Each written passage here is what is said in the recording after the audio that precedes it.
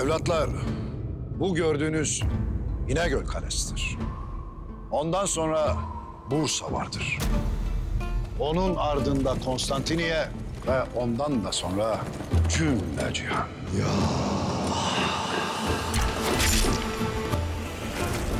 Bizi ileri taşıyan iki kanattır. Orhan, o kanadın biri nedir? Nizam-ı Alem davasıdır baba.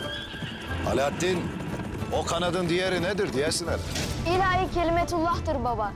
Mazlumların tek bir ahı kalmayana dek zalimlerin ensesinde soluyacağız.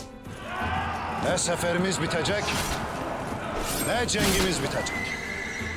Hayallerimize varana dek dolu dizgin at sürelim.